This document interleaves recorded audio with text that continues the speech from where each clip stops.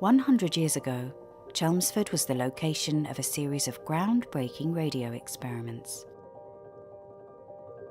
Brilliant people with the skill and vision to send the human voice over long distances came together, and by 1920, they had developed technology and delivered broadcasts that would change the world. Back in 1901, Professor Ambrose Fleming created the spark gap transmitter used to send the first transatlantic radio message. This groundbreaking test sent Morse code from Poldhu in Cornwall across the ocean to Canada. Guglielmo Marconi picked up the historic message 2,000 miles away in Newfoundland. 3 clicks for the letter S. Up to the invention of valves, there was radio, but it was only for Morse. It involved using spark transmitters, and the spark transmitters basically produce a lot of sort of controlled interference. They're not suitable for speech. It was a tremendous achievement, but the Poldhu test needed a lot of power. The sparks created during these transmissions made sounds like thunder that could be heard for miles around.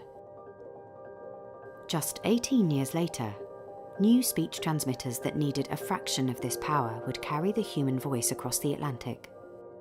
Innovation accelerated by conflict. So where did it all begin, this birth of radio broadcasting? Well, it owes its origins to the First World War. That tragic conflict that had destroyed nations and had destroyed the lives of some 20 million people had also done one other thing. It had driven technology ahead. It had driven the concepts of radio engineering and the science of the thermionic valve such that by 1919, a whole new science had been born.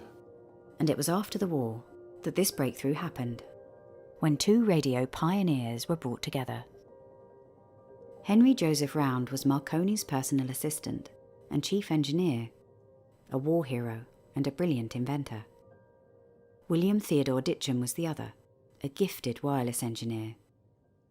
In 1919, they started building a new high-powered transmitter, and it relied on their mastery of valves. When the valve came on the scene, they could use it in what is called an oscillator to produce vibrations, electrical vibrations, at the kind of frequency that they needed to produce these regular, continuous waves.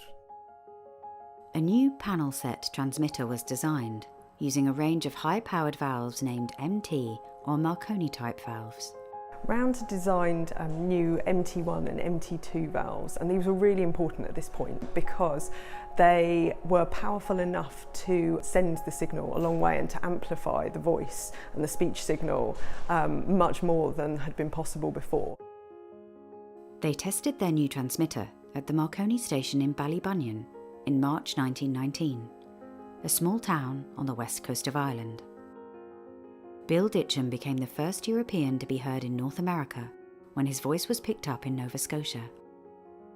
It wasn't the first time the human voice had travelled across the Atlantic.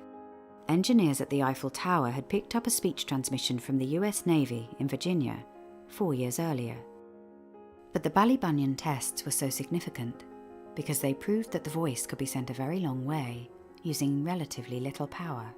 Pre-1919, most of the speech tests had been over quite a short range. The Marconi company started looking at sending these messages much further. They were looking for new commercial outlets for this technology, ways to make more money out of it effectively. And this was very typical of the Marconi company and their sort of forward-looking approach, how to pioneer the technology and how to make it a commercially viable technology.